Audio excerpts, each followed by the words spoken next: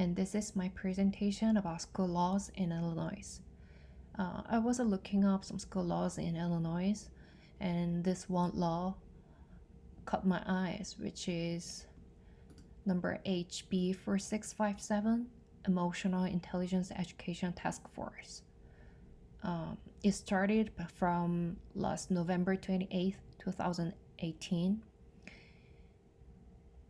And the law summary is this act creates the Emotional Intelligence Education Task Force to develop curriculum guidelines and best practices on emotional intelligence and social emotional learning.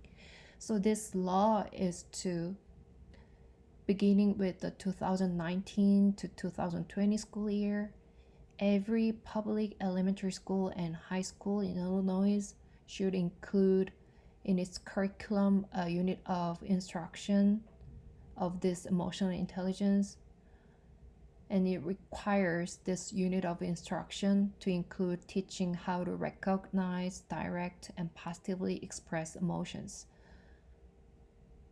And it also permits a school board to use the task force's guidelines in developing this unit of instruction, and was effective immediately it was passed.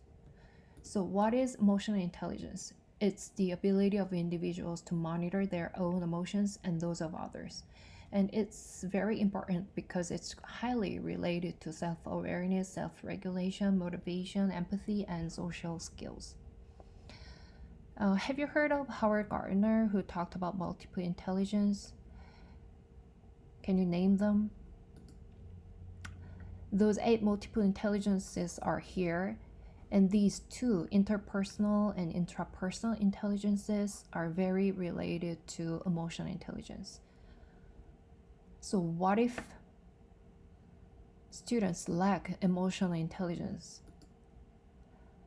We all must have heard of tragic school accidents by students, like school shooting by students, school drug problems, school bullying, and also students' poor mental health issues. So if students lack this emotional intelligence and they have a mental health issue, they can be dropped out of school, get poor academics, decrease life satisfaction, commit violent behaviors, crimes, and poor physical health, and have alcohol or drug dependence, and also relationship distress. So as teachers, we need to help students have better social relations, better family relationships, better academic achievement, better work performance and negotiations, self-compassion, and also they need to be perceived more positively by others, and we should educate them. In traditional classroom, traditional teaching situations, teachers were only an instructor. They only taught their subject matter, subject materials in the classroom. They did all the speaking in the classroom in front of the students. But now, as teachers, we should be a role model, be a supporter for the students so that they can speak up their own problems.